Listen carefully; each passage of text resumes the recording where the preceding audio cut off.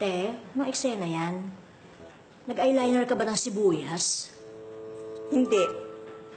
Pero gagadgaran ko ng sili ang pagkain ni Trixie kapag tinuloy niyang pagpapakasal kay Senyorito Michael. Ah, Jelling. So, umaasa ka na ma-inlove sa'yo si Senyorito Michael. Eh, kahit yung sungangit na yan, walang kapag-apag-asa. Dahil meron na nakabihag ng puso ni Senyorito. Sino? Ako. Tama. Ikaw mag-asikaso dyan sa tumaran. Ay! Sandali po, Monet, pwede bang pakisabi sa kanya? Mag-antay muna sandali. Atras-atras muna, ha? Atras-atras daw muna. Narinig mo yung sinabi. Magpaka-estatwa ka raw muna dyan. Tita, who is she? Oh, she's no one, don't mind her. Isang trabahante lang sa kumpanya.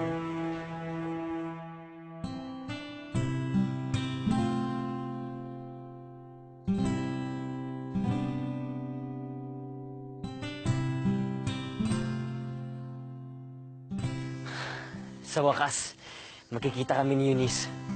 Pagkatapos ng 2 taon, hihintayin ko siya dito. Alam kong pupunta siya.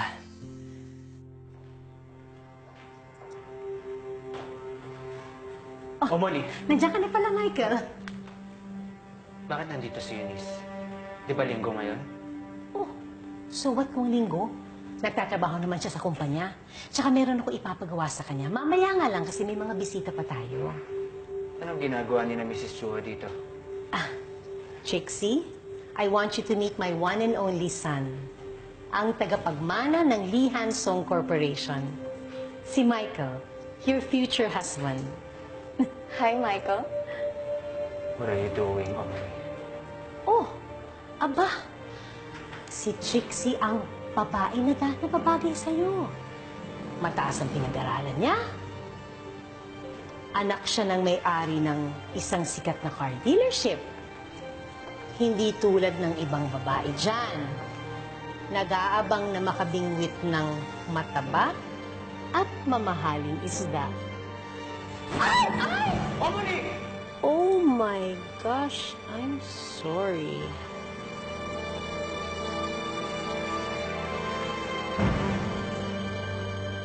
Nabuhusan na nga, hindi pa umurong. Naku, ewan ko pa dyan sa tatay mo kung bakit tinanggap yan sa kumpanya. Lahing idiota. Halika na. Ano ka ba? Di ka ba nahihiya sa ginagawa nilang pambabastos sa'yo dito? Ha? Sino mas nakakaya? Ang binastos yun ang babastos. Aalis lang ako dito pag pinalis na ako ng amo ko. Aba! Nakakahiya na kina Mrs. Chua. Tama na.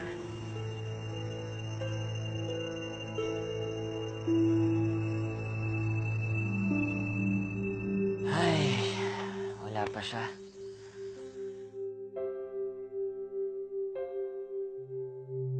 Alam kong darating si Eunice. Magkikita kami. At hindi ako aalis dito hanggat hindi niya natitikman ang ipinanalo kong tinapay.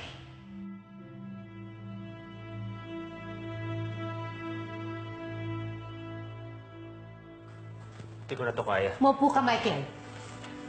Ayoko na makapagplastikan sa inyo. Wala akong tiyaga sa walang kwentang usapang to. Mrs. Chua, kung nagpunta po kayo dito para sa anak niyo, I'm so sorry. Hindi ko po siya gusto. Michael! Bye, Omoni. Tayo na. Michael, huwag mong kalabanin si Omoni. Lalo lang niya papahirapan si Eunice. Kung siya talaga ang gusto mong protektahan. Sa ayaw at sa gusto mo, sasama ka sa akin. Aalis ka dito. Tayong dalawa. Tama nga ako sabi! Michael, itaw mo nga basura yan. Bumalik ka dito. Hindi, Omoni. Kung gusto mo ng kasal, kayo magpakasal. Tama mo nga ako! Michael! Hindi ako aalis dito hanggat hindi sinasabi ni Madam Irene. Hindi tayo sabay dumating. Kaya hindi tayo sabay aalis. Naiintindihan mo ba? Michael, sige na lumabas ka na para wala ng gulo. Oo nga, Michael. Huwag ka na mag-alala. Kami na ni Celine ang bahala kay Eunice. Ba't ba ang tigas ng ulo mo? Bahala ka sa buhay mo.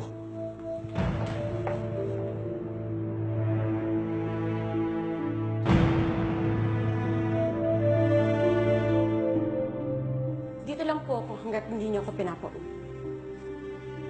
Ginagalit mo ako, babae ka, ha? Tama na. Ano, gusto mo akong kalabanin? Hindi ko pa maintindihan kung ang gusto niyong mangyari, Madam Irene. Huwag ka na nga magmaang-maangan. Plano mo ito eh. Gusto mo akong ipahiya sa anak ko at sa mga bisita ko. Gumaganti ka dahil pinahiya rin kita.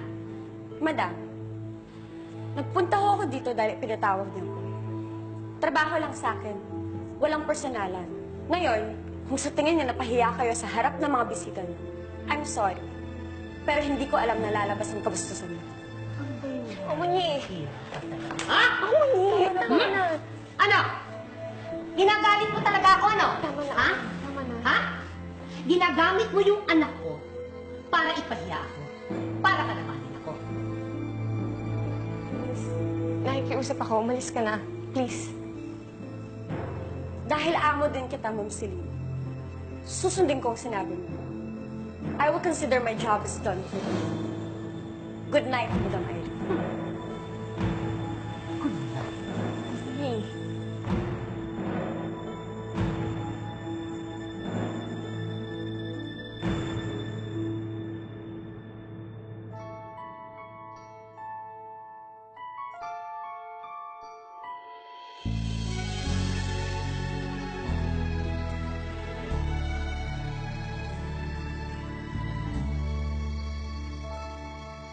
Ikaw lang ang inibig na Wala na siya. ganito,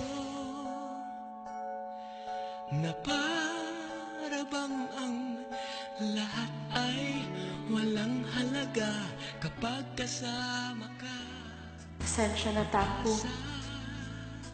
Mukhang ayaw talaga tayo pagtagpuin ng pagkakataon. Bigay mo sa akin sagot sa aking dalangin na hindi na ako mag-iisa Eunice!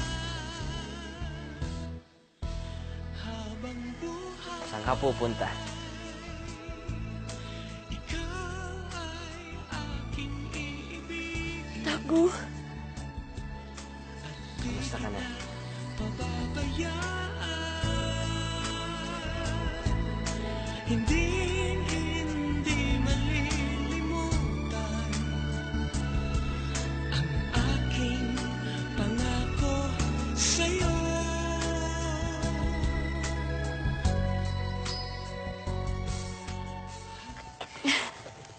Masyado ng gabi. Hinintay mo pa ako. Sabi mo kaya, hintayin kita. Sa kakilala mo naman ang best friend mo, hindi agad sumusuko. Eh, paano kung hindi ako dumating? Dito ka matutulog.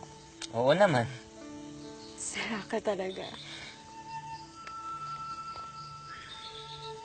Alam mo, Eunice, namiss talaga kita. Akala ko, hindi mo na ako mahihintay sa loob ng 2 taon. Pero nandito ka ngayon. Ang saya-saya ko talaga.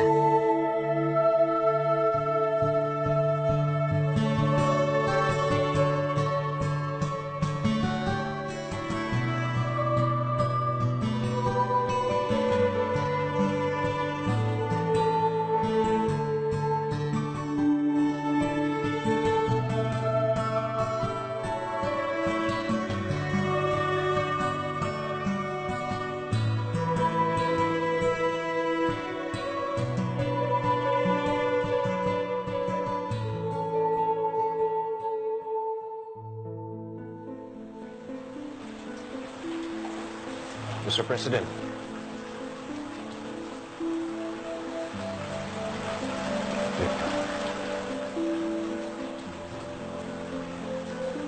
Didiretsuhin na kita. Marami pa akong tanong tungkol sa akin. Sa ibang araw lang natin pag-usapan niya, Mr. President. Hindi lang ako makapag-hintay. Kailangan ko na siya makakita. Pasensya na, Mr. President. Baka hindi pa ito yung tamang panahon para magkita kayo. Baka hindi pa siya handa. Kung hindi ngayon, kailan pa? Kailangan ko na siyang makita. Mr. President, huwag na ho natin siyang abalahin. Abala siya ngayon sa paghahanda para sa kompetisyon. Kompetisyon. Ang kompetisyon.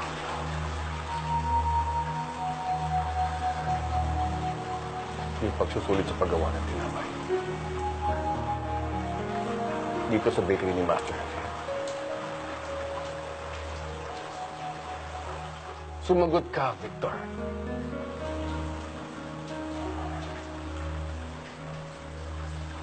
Maiwan ko na ho kayo.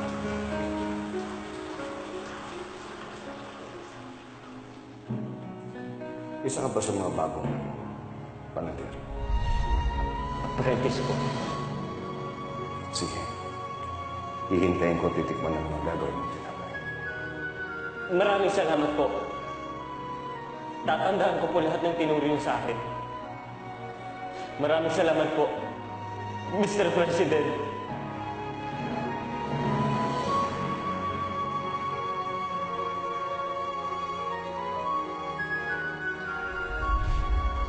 Kaya nga niya ako tinawag, Mr. President. Siya si